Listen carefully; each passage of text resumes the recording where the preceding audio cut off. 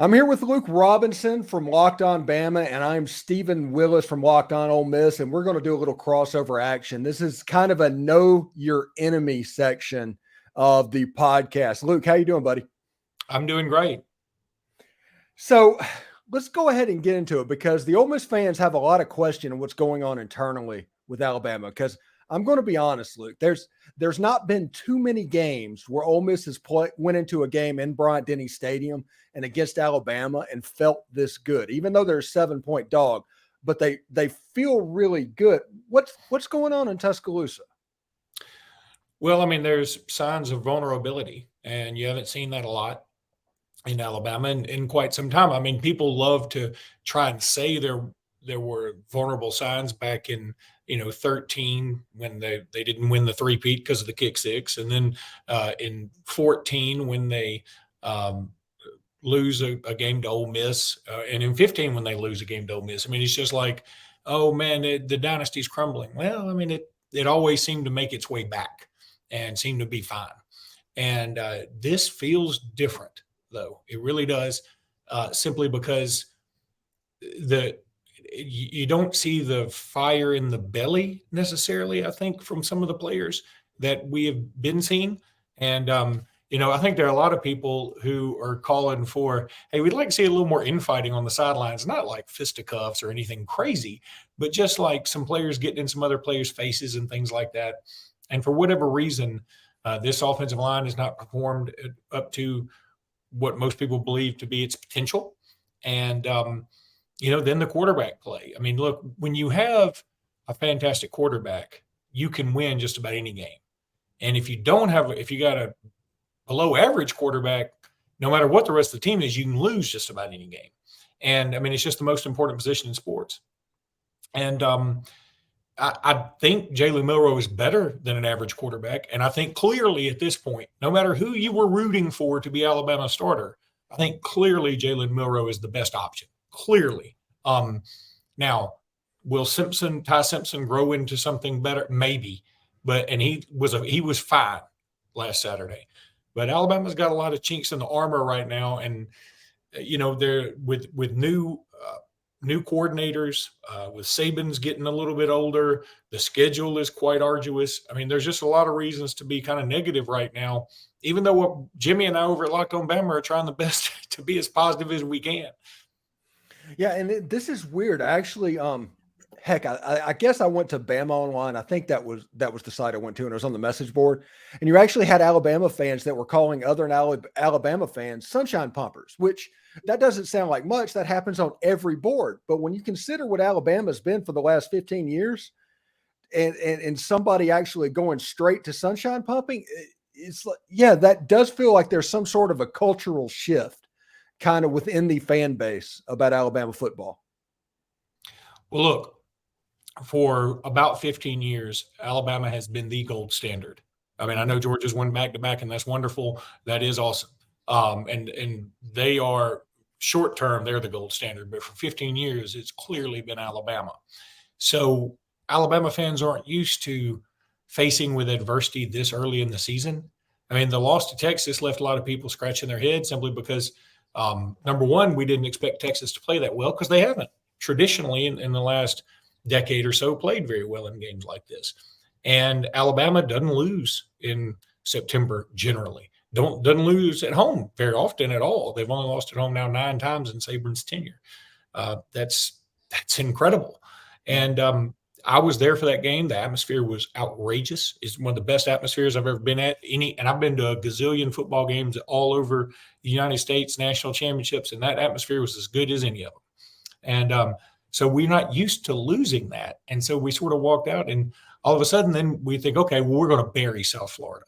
And we come out and we sort of sleepwalking, and then you got this quarterback controversy in the middle of it. You got this rain delay in the middle of it. You're playing a G5 team on the road. It's just a lot of weird stuff. And all of a sudden now you're sort of filled with doubt. And that's something that we're all pretty unfamiliar with as Alabama fans, I can tell you, because my mantra has always been Saban will handle it. I've always said I'd let Saban do my taxes without knowing anything about me. I mean, he'll handle it. He's the best. And right now, though, it feels like Alabama's a little lost in the wilderness. Now, they certainly can come out of it. But when you have things like this happen, you will have some infighting. And so Alabama fans are doing a little infighting right now. Well, if you look on the other side of the coin, the storylines that are coming out of Oxford is the play of Jackson Dart and how he is essentially taking what Matt Corral did. He just missed a year, but he's performing at an extremely high level. And this week could be a springboard to kind of becoming on that Mount Rushmore of quarterbacks at Ole Miss. I think Jackson Dart is probably going to be the best quarterback that Alabama faces this year. And Ole Miss this season has been without three of its preseason weapons that they were counted on. And Quinshon Judkins has not particularly played well, and they've put up at over about 52 points a game on the season. Now, it looks like Zachary Franklin might come back and play a little bit. Caden Priestcorn is probably going to be back. Quinshon Judkins is in a full go jersey, and we don't know about Trey Harris. Trey Harris has 8 catches on the season and 5 of them for touchdowns. But offensively, this team is dynamic. Now, defensively, that is probably the thing that Alabama fans are going to be interested about, especially with that offense. I will say that Ole Miss fans love Pete Golden, so thank you very much for that. But explosive plays, I think that is probably going to be the key in this football game, because this defense, Ole Miss defense against Mercer, against Tulane, against Georgia Tech, have had coverage busts. That has been one area that Jalen Milroe has been somewhat proficient in quarterbacking.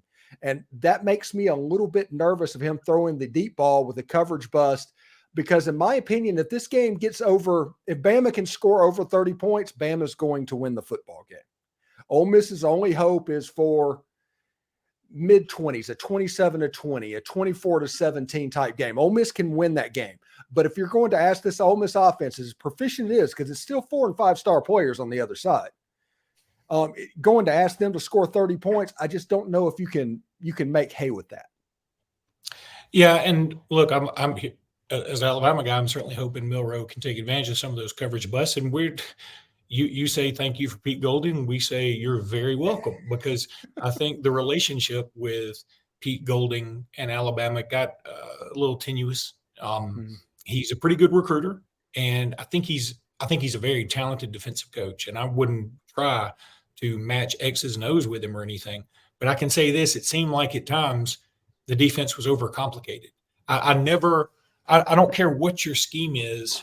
I don't like the idea of Will Anderson dropping back into coverage. Will Anderson's one of the best pass rushers, maybe only second behind Derek Thomas all time at the University of Alabama. I don't want him dropping back. I want him attacking. And, you fit your scheme around that instead of the other way around. But I think Golding is better than Alabama fans want to admit he is. But that's another level to this game, right? That Alabama's taken on 2 former assistants that each have kind of odd relationships with Alabama and with Nick Saban, for that matter. It was pretty clear to me Nick Saban loved him some Pete Golding, loved him. And it just, in the end, I think it just became too difficult to stay in Tuscaloosa. And I think it was just one of those mutual parting of the ways. Lane Kiffin, he brought a lot of excitement to Alabama. At the same time, eventually Alabama had to let him go during the playoffs. I mean, that's how bad things got with him. So, and now Lane Kiffin is going over and beyond, trying to show his respect to the GOAT, as he would love to say. And he's also trolling Alabama, like Big on Twitter. Time. Yeah, he's absolutely. Lane Kiffin thinks he's winning this football game. Oh, 100%. Uh-huh. And,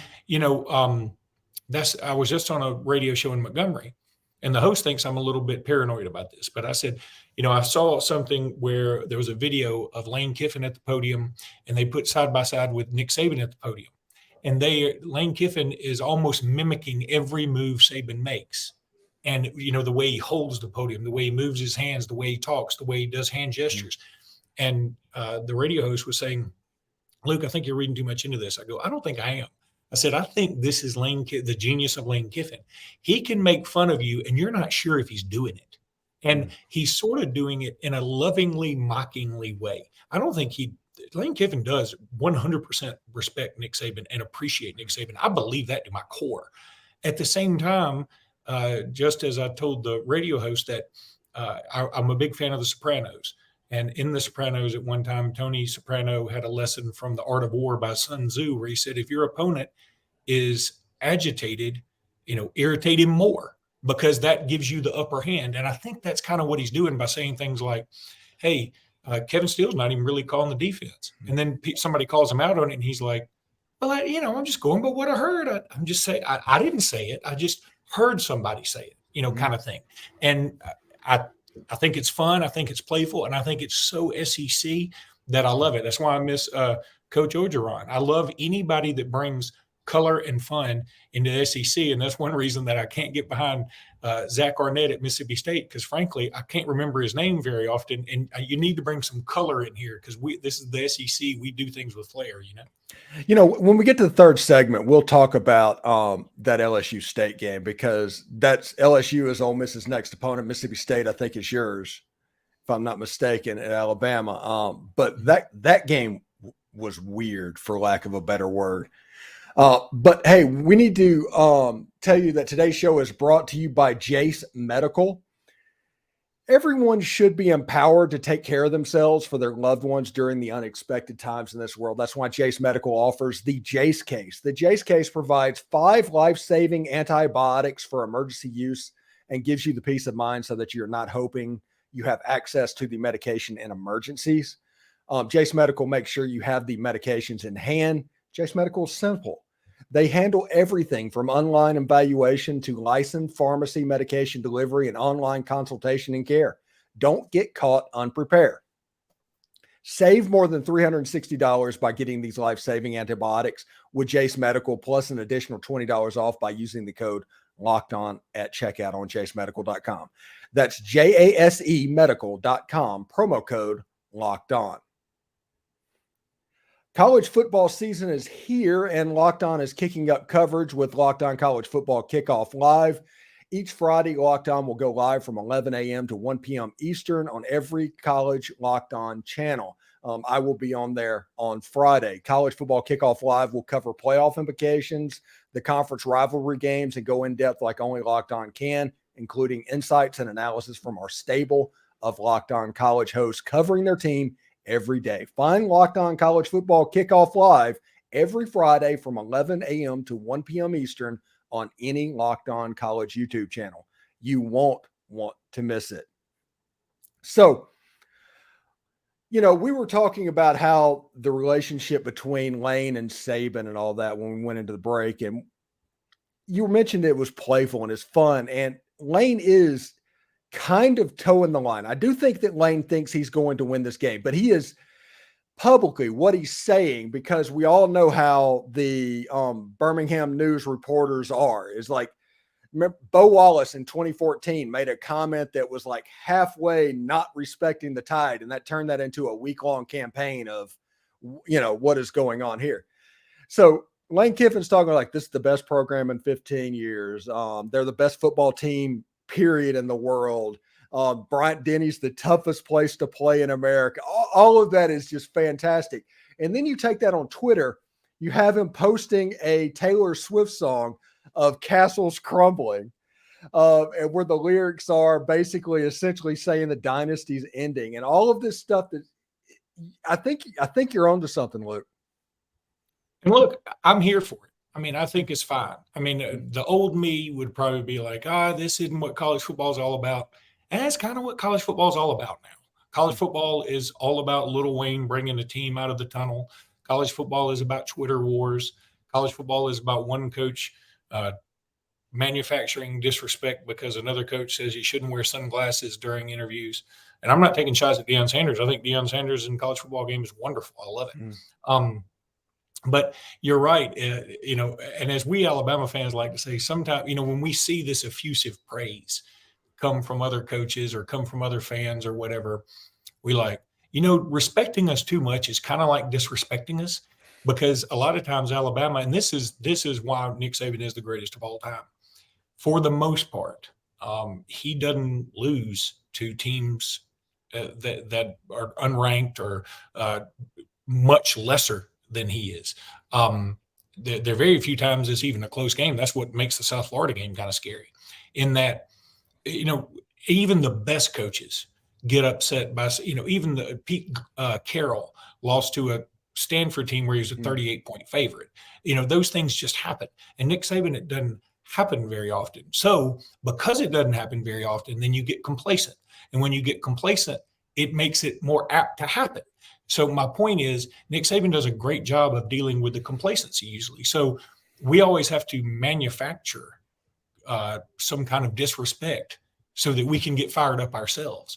That's what bothers me so much about the Texas game, because I've go to a bunch of Alabama games. Now the Ole Miss game is going to be pretty fired up too, but I've gone to a bunch of Alabama games in this run, and I can tell you, for the most part, we're not the most rabid in the stadium fan base. We might be the most rabid on message boards. We might be the most rabid on Paul Feinbaum. We're not the most rabid in the stadium. In the stadium, we're more absorbing what's going on and really quite critical of our own team for the most part, to the point where I've always said that Auburn fans enjoy their wins more than we do, but they have more valleys than we do. So point being that I feel like we wasted an opportunity against Texas because our fans were at a fever pitch, and it was crazy, just a crazy atmosphere, and we lost. And so it's just kind of weird to see that. But yeah, I think that for the most part is Alabama's going to try and manufacture something to be upset about. But here's where it could be dangerous for Ole Miss. Because of all that's happened these last couple of weeks, and because Milroe was unseated or quasi suspended or whatever it was that he didn't play at all, and now that he's been renamed the starter, you wonder if that's the spark. I mean, everybody's looking for this spark. I mean, you look at like you're grilling something. Alabama's got this, big green egg, and they've got the good charcoal that goes with it. They just hadn't been able to find a lighter. And so if they find this lighter, and if that's it, if renaming Milroe as the starter with much more of a confident statement, maybe that's what gets Alabama rolling. And if it is, then Alabama can play with anybody because they got the talent. Yeah, it's like I told people all week. It's like, hey, if a team full of 4 and 5 star players play like a team full of 4 and 5 star players, Ole Miss is probably in trouble. The only hope that Ole Miss really has is that Alabama continues what they're doing. If there's a problem at the quarterback position, if there's a problem at the offensive line, I think that area for Alabama is the part that if I was an Alabama fan, I would be the most concerned about, because that is the group that hasn't happened. They may have complained about their offensive line play, but giving up 4 or 5 sacks against South Florida, that's very un-Crimson Tide. And I don't care if you have Tyler Buckner. I don't care if you have Ty Simpson. I don't care who's back there. That's going to make the quarterback play look worse than it is. Yeah, and in that way, I'm sort of glad Milroe didn't play, because I feel like if he had been sacked that much, it would have just done that much more to affect his confidence. And then Alabama would be dealing with this quarterback controversy coming into the Ole Miss week, where we'd probably start Buckner. He probably wouldn't play very well, just like he didn't play very well against South Florida. Then we'd probably go to Ty Simpson, who would be playing his first significant minutes. And it would be worse because you're playing an SEC rival. And instead, Alabama took their lumps against South Florida. So in a way, it's kind of a blessing that Milroe didn't play against South Florida. And I know this is me being a Bama homer, looking for light at the end of the tunnel or whatever, trying to silver lining whatever that was Saturday, which was incredibly ugly. But I'd rather go through it against South Florida than go through it against Ole Miss. Yeah, because, I mean, in 2015, y'all went through that against Ole Miss. That was the game y'all started Cooper Bateman. Ironically, because Lane Kiffin insisted. Yeah. So, yeah, I mean, that's what it was. I mean, it was sort of the same deal in a lot of ways, that the offensive coordinator seemed to have the guy he wanted, and the coach had the guy he wanted. And eventually the coach relented to the offensive coordinator, and it became obvious pretty quickly the coach was right. And I think that's sort of the way this is in this case too. When we come back, we're going to go over the final lines and kind of give score predictions and all of that stuff. But I do want to let you know that today's show is brought to you by FanDuel Sportsbook. You can snap into action this NFL season with FanDuel. It's America's #1 sportsbook. Right now, new customers can get $200 back in bonus bets guaranteed when you place a $5 bet. That's $200 back in bonus bets, win or lose. If you've been thinking about joining FanDuel, there's no better time to get on the action.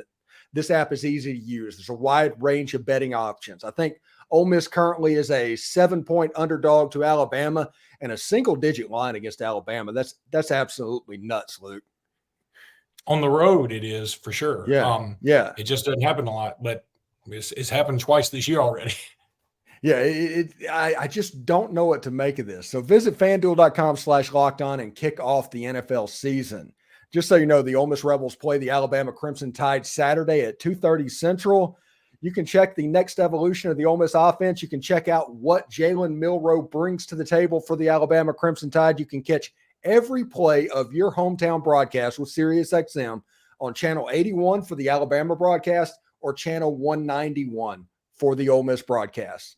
You can also search on the SXM app, Ole Miss Rebels or Alabama Crimson Tide, and both the Locked On Bama and the Locked On Ole Miss show is on there as well. We'd appreciate that very much. So, Luke, we're looking into the final things. What are the things that you expect to happen in this game?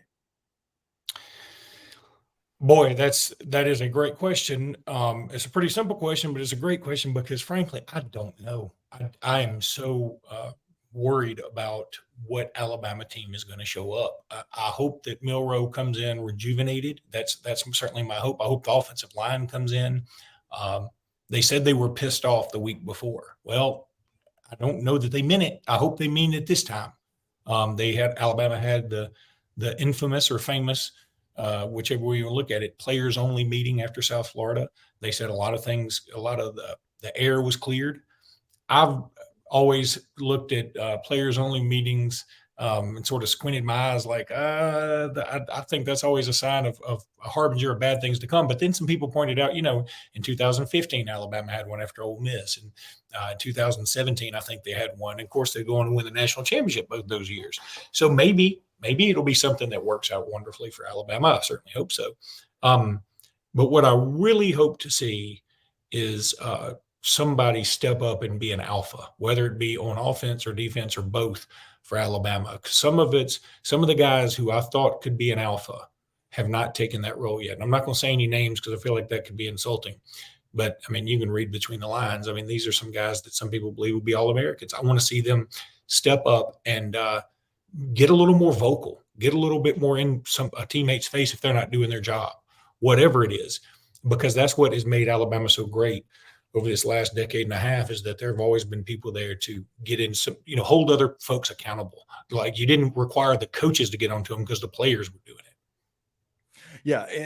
And on the other side of the coin, what I expect this to be a back and forth closer game, but what Ole Miss is going to want to do and what would be beneficial for Ole Miss would be to score early, to have a good first quarter. Do not fall into the trap that honestly Matt Corral did. Whenever the elephant goes off, you see the numbers on the helmet, and they were just a little bit slow getting going. And by the time with that offense, they were just going at that point.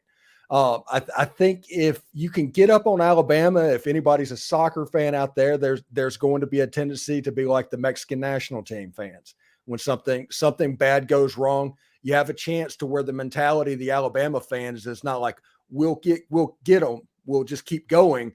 It might be, oh no, here we go again a little bit. And I think that could be an advantage. I think Ole Miss, believe it or not, other than the fact that the game is at Bryant-Denny Stadium, I think Ole Miss holds every intangible advantage in this game. And that is absolutely bizarre. Yeah, I can certainly see. I think Ole Miss certainly has an advantage at quarterback. I think they have a confidence advantage. Until I see Alabama differently, I think they have a confidence advantage.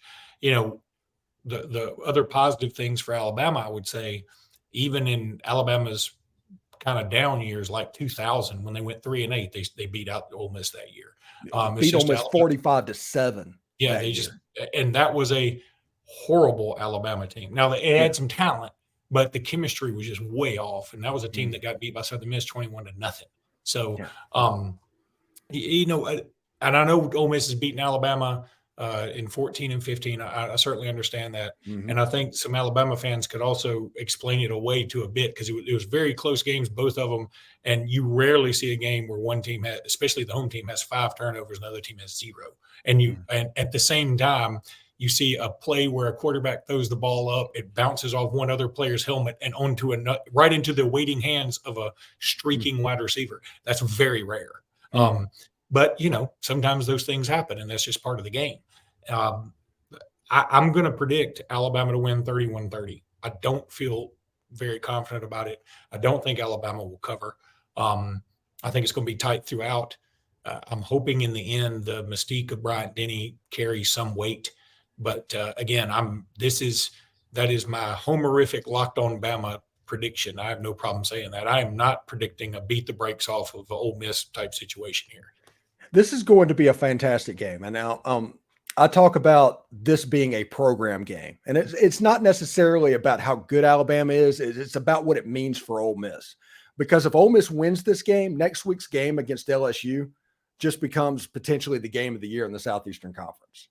And there's so much that could happen. It means so much to the Ole Miss fan base. And I see people all the time, just like you, that's predicting Ole Miss to cover, but maybe not win the game. So that's kind of like hedging the bet. And you're locked on Bama. I get it. It's in the name. Homer's in the name. That's kind of like what I tell people about locked on Ole Miss. Homer's in the name. I don't know what you're expecting. But I do think that Ole Miss is going to come out and get a good start because Lane Kiffin does a fantastic job at opening scripts.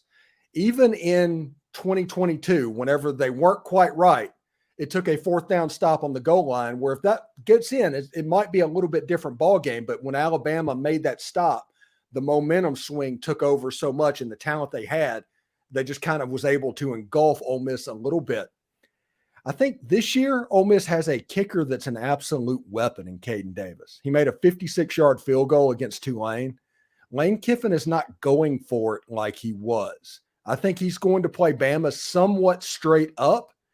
And because of that, Ole Miss is not going to have as many empty possessions, and that with the talent of Jackson Dart, I do think Ole Miss is going to win this game straight up, like 27-21. If this game gets into the 30s, if both teams are in the 30s, Ole Miss is not winning this game. I think it's going to look more like 2014 than 2015. I can certainly see it your way. I'm just banking that we're going to see a better Alabama. And boy, if we don't see a better Alabama, you got to start wondering where this season's going to end up.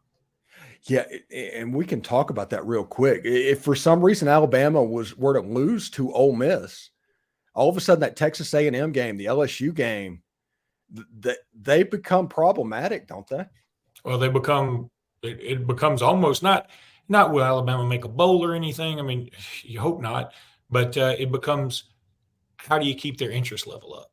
Now, if Alabama were to lose to Ole Miss, I mean, technically they don't control their own destiny because Ole Miss would have to lose twice, but you would feel okay about it because you look at Ole Miss's schedule, they got to go to Georgia. You got to feel like that's a loss. And then, you look at it, they'll go to Auburn. Play LSU next week. They play LSU the next week. I mean, they still got A&M, still got Arkansas, which can be a bugaboo at times. So yeah, there's some potential in there.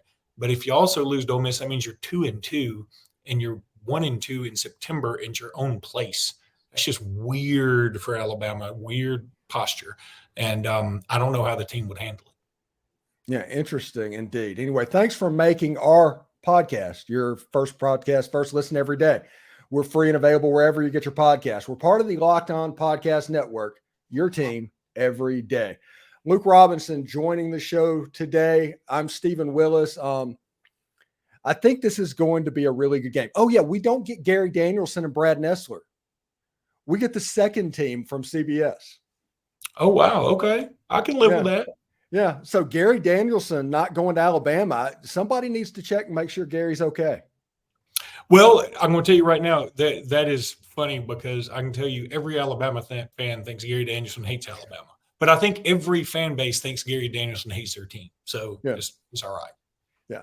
So we'll see you later. And good luck going over to the game and be safe, man. Hey, I'm going to tell you, by the way, I miss Vern Lundquist. He was like the drunk uncle that comes over at Thanksgiving. I loved him. Yeah, it's going to be interesting whenever this goes over to ABC next year, which, by the way, if everybody hasn't noticed, the Disney games, any chance they've had to put an SEC game on at 2:30 on ABC, they've done that. Yeah. And that is because they're basically getting ready for next year. The same reason Brad Nessler and Gary Danielson are in Iowa is because CBS has turned the page to the Big Ten. That's right. And I get it. Hey, that's the way the world works. Let's just make the best of it. I think I'll take my conference over everybody else's. Yeah, and yeah, we're pretty steadfast in that one. Anyway, I appreciate it, Luke. You have a good day and be safe heading over there. Thank you, bud.